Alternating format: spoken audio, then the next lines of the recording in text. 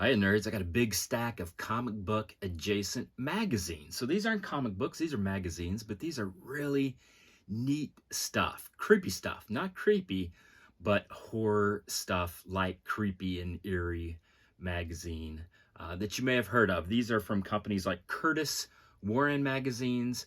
Um, Curtis had deep ties with Marvel Comics, and the characters appeared throughout. So this is some really neat stuff, some fantastic covers. Again, comic book adjacent. They just happen to be a little bit bigger and often in black and white. So let's take a look at them.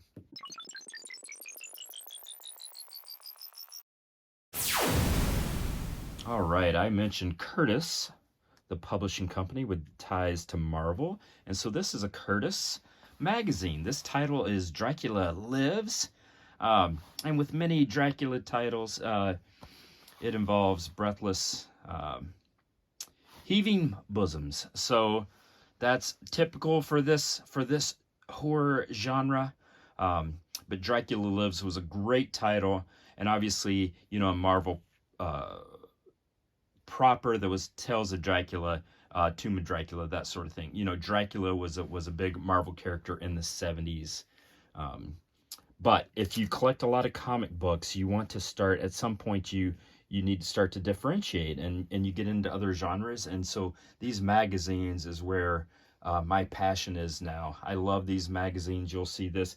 This looks more like, gosh, are they holding a ritual or something? I don't know what's going on. There's some stuff happening. There's some hounds. There's you know, Dracula, he has his victim there. There's some hounds are coming after him, but look at these claws. Now these are beat up. You can tell these are just kind of roached out comic books.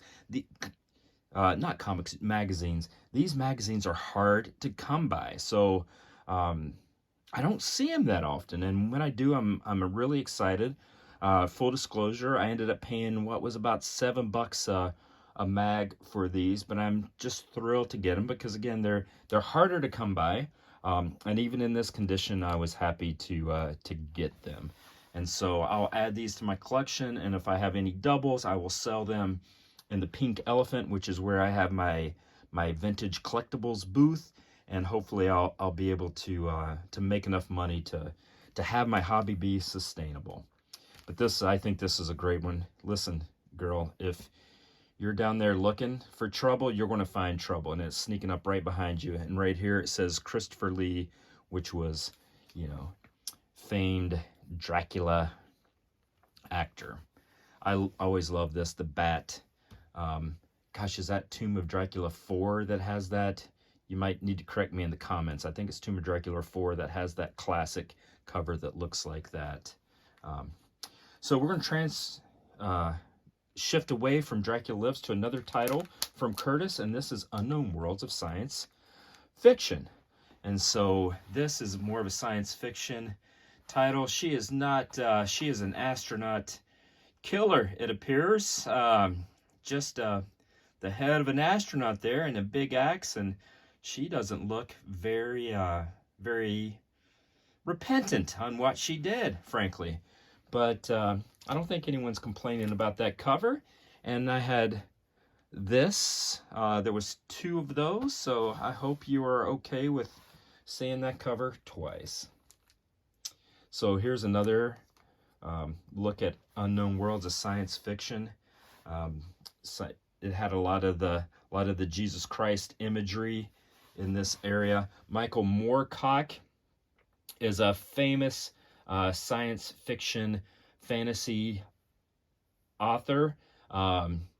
He was beginning some of the cynical bent in some of the genre, and a lot of inspiration in early D&D alignment system came from Michael Moorcock and his writing. Very influential. His fingerprints are along a lot of the stuff us nerds love. That's Michael Moorcock, so that's a great to have. This is just ridiculous fun. Look at this. Interview with Ray Bradbury, another just legend in the science fiction world. I think they're going to get discovered. I don't feel good about their about their future. All right, let's move on from that title to another great Curtis mag. And again, these are 75 cents. This is number 1, Marvel Monster Group. You see that tie there. This is Tales of the Zombie. This is number 1. This has a little voodoo, black magic, Night of the Walking Dead. The Walking Dead, I wonder if that's where the inspiration for the name came from, is from the Tales of the Zombie, the World's Screamer, fantastic fear-filled first issue. I don't think she's going to make it. I hope you're okay with that cover, because we have 2 of them. Again, that's number 1 though, so I am not mad. Here's more from Tales of the Zombie. This is issue number something. I don't know. I don't see it. I can't tell. So this is more. This has voodoo, black magic. I think this is I don't think that's Brother Voodoo or any of those characters from Marvel Comics, but it could have been the impetus or the inspiration there. I also have a story about when I saw a zombie in Haiti. When I was visiting Haiti, I will not share that story because you guys think I'm crazy. So we'll just move on. How about this? Interrupting the wedding right there. I mean, look at this. The priest is getting ready to go into the vows. She looks lovely in her wedding dress. And then, you know, this guy just waltzes right in, interrupting the service. So this is Tales from Zombie number 9. Again, from Curtis Magazine. Now, this is Brother Voodoo right there. So this is getting a little more tied into the Marvel Comics characters and storylines. I'm going to have to crack this open and read it. I am super curious about this. James Bond versus Voodoo. I don't know what's up there, but I like it. But that's Tales from the Zombie. This is March 1974. So this magazine was published in the month and the year that I was born. And so I think that's pretty great. It's 49 years old. How about that? All right, we're going to transition away from Tales of the Zombie to a new title, and this is Monsters Unleashed. So this is another great Curtis title. If you're picking up on anything, know that Curtis magazines were great. Just good stuff. Back in the day, the 70s.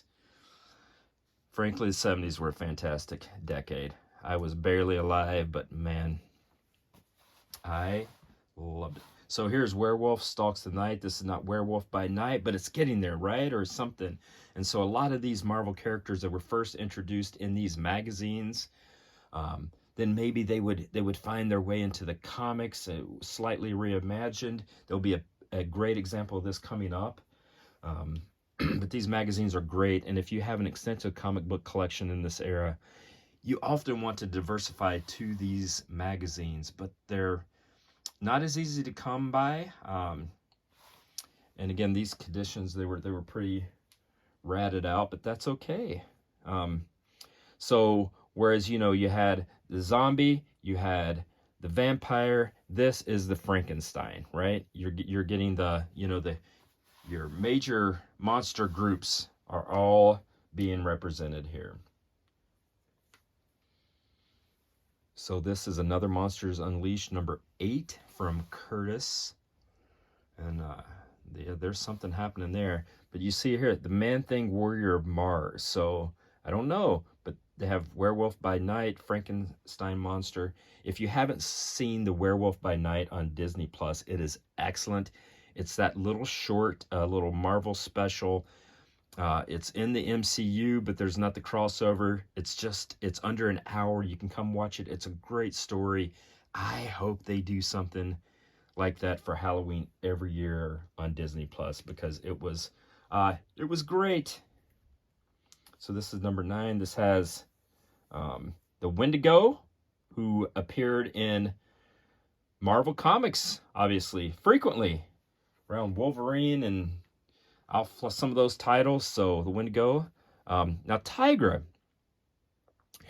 Now you can tell me in the comments. I don't know this, but I don't know if this is the Tigra. Tigra has one of those interesting stories as well, where was kind of reimagined to make it a little more fan-friendly, to slide Tigra into the Avengers and become a little bit more popular. But there was some sort of fringe beginning to her story and character, and I don't know the full details. So if you do know that, feel free to let us know. So here's more Monsters Unleashed. This is the Man-Thing. Oh, look at this. The Croc's going to get her, and he's saving her. All right, so that's Monsters Unleashed. We're almost done, folks. We have a few more comics, but I think you will like this. I mentioned there was a character that got their start in the magazines and then came to the comics. This is one. This is the first appearance of Rocket Raccoon that was known as Rocky Raccoon in the magazine here. This magazine is hard to come by for less than a couple $100. It's just holds nice value because again, these magazines are hard to come by. But this one is just a classic cover. This is a Marvel Preview presents Satana. So it's this, really kind of iconic cover, but it has the first appearance of Rocket Raccoon, who in this title was known as Rocky Raccoon, that was then reimagined and reappeared in Hulk. And we're going to see Rocket's conclusion to his story arc in Guardians of the Galaxy 3. All right, this title, I don't have any more of the Marvel Preview. Wouldn't it be great if I had 12 copies of that? But this is Planet of the Apes, and that is just fantastic. I mean, this artwork is just why nerds love stuff. I mean, come on, there's Planet of the Apes. There's a beautiful girl there underwater.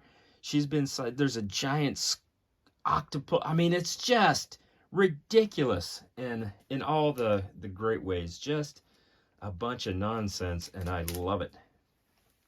So one more Planet of the Apes. I'm not a huge Planet of the Apes fan, but I just appreciate good stuff, right? So I'm happy about that.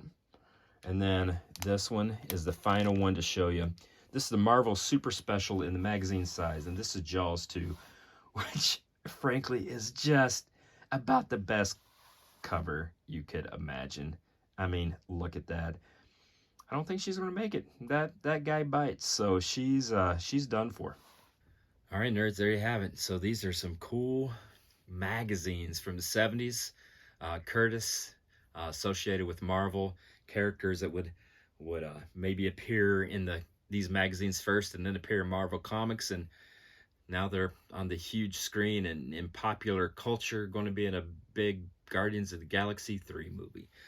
So they're a lot of fun. I love them. I love these magazines. I don't come across them as often as I wish, and they're pretty pricey, so I can't say that I have full runs and a full collection, but I'm super happy to have these to my collection, and my doubles I'll sell in the Pink Elephant. Just try to break even on this thing so that I'm not, so my hobby is sustainable. Hope you liked it. Next will be some proper comic book size comics, and so if you want to subscribe and follow along, you can do that. And I don't know when those come out. I got a lot going on, so the next video will be when it happens. So, but for now, thanks for watching this one. All right, you take care. Bye.